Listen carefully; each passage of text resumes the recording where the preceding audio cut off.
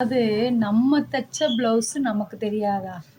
என்ன பண்ணுவாங்க என்னுடைய கஸ்டமரு, நான் வராத டயத்துல வேற எங்கேயாவது குடுத்து தச்சிருப்பாங்க. அப்புறம் ஒரு 4, 5 ப்ளவுஸ தூக்கிட்டு வருவாங்க. வந்துட்டு, "எனக்கு கொஞ்சம் இத ஆல்டர் பண்ணி குடுங்களேன்" அப்படிம்பாங்க. "இது நீங்க என்கிட்ட தைக்கலையே" அப்படிம்பேன். "இல்ல உங்ககிட்ட தான் தச்சது. இதெல்லாம் முன்னாடி தச்ச ப்ளவுஸு" அப்படிம்பாங்க. "இல்லங்க என்கிட்ட நீங்க தைக்கல" அப்படின்னு நான் சொல்லுவேன். அப்ப அவங்க ஒத்த கால்ல நிப்பாங்க. "உங்ககிட்ட தான் தச்சேன்" அப்படின்னு சொல்லி. அப்பதான் நமக்கு டென்ஷன் வரும். நான் என்ன சொல்றேன், "இப்படி நீங்க வராத டயத்துல இப்படி பக்கத்துல குடுத்தீங்க, அவங்க சரியா தைக்கல. எனக்கு கொஞ்சம் இத ஆல்டர் பண்ணி குடுங்க" அப்படின்னு சொல்லிட்டா, நம்ம ஆல்டர் பண்ணி சந்தோஷமா தந்துரலாம்.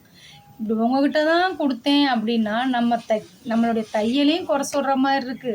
வேற எங்கிட்டோ தச்சுட்டு வந்துட்டு, நீங்க தான் தச்சீங்கன்னு நம்மள தச்ச துணியையும் சேர்த்து நமக்கு குறை சொல்ற மாரி இருக்கும்போது, நமக்கு கோவம் வருமா? வராதா?